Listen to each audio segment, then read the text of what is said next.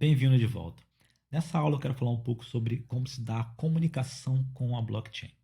Mas para a gente falar sobre a comunicação com a blockchain, a gente também tem que falar sobre o que é a blockchain.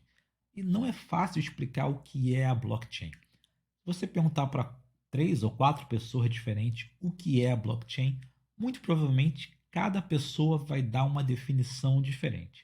Aqui eu não vou tentar definir o que é uma blockchain. Eu vou tentar dar um conceito, explicar conceitualmente o que é e como funciona a blockchain. Bom, a blockchain ela é uma rede de computadores. Cada computador a gente chama de um nó, ou um participante dessa rede. E existe um banco de dados. Essa ideia do banco de dados, na verdade, esse banco de dados ele é chamado de uma ledger, ou um livro-razão. Mas vamos pensar como um banco de dados. E cada nó da blockchain, cada computador tem uma cópia desse banco de dados. E a cópia tem que ser idêntica. Todos os nós, não existe um poder central. Todos os nós são iguais. Esses nós têm que concordar que esse banco de dados é único.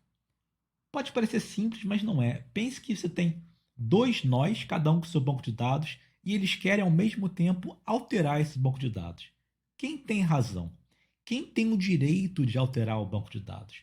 São problemas grandes que a blockchain consegue resolver. Mas por enquanto vamos pensar que a blockchain consiste em um banco de dados. Existem vários nós, cada nó tem uma cópia desse banco de dados e esse banco de dados é único. As cópias são idênticas, são perfeitas. Bom, como é que a gente lê ou escreve esse banco de dados? Existem 2 formas. A primeira é ser um nó, é ter uma cópia desse banco de dados. Se eu tenho uma cópia, eu consigo facilmente ler esse banco de dados. Porém, nem todo mundo que se comunica com a blockchain é um nó. Às vezes a pessoa não quer ser um nó porque esse banco de dados ele é muito grande. O banco de dados da rede Ethereum ele está em quase 1 TB de dados, então nem sempre a gente pode se dar ao luxo de ter uma cópia completa do banco de dados. Às vezes a gente só quer buscar alguma informação. Pois bem, alguns nós, não todos nós, mas alguns nós abrem uma porta de conexão com o exterior. Por exemplo, temos aqui a blockchain, esse aqui é um nó, e esse nó ele tem uma porta de conexão com o exterior.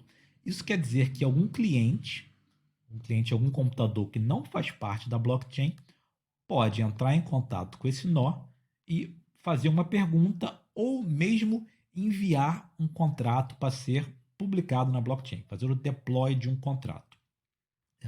Então, vamos dizer que esse nó ele quer interagir com o contrato. Como é que ele faz? Bom, essa interação é feita através de um protocolo chamado JSON RPC. Já vimos JSON antes. JSON é uma forma de dados, uma forma de um formato de dados. JSON significa JavaScript Object Notation e RPC é um acrônimo para Remote Procedure Call, chamada de remota de procedure. É uma forma de chamar remotamente um método. Então, é através do protocolo JSON RPC que nós interagimos com a blockchain. Então, vamos voltar ao nosso contrato para aqui no Ethereum para a questão das variáveis pública, privada e interna.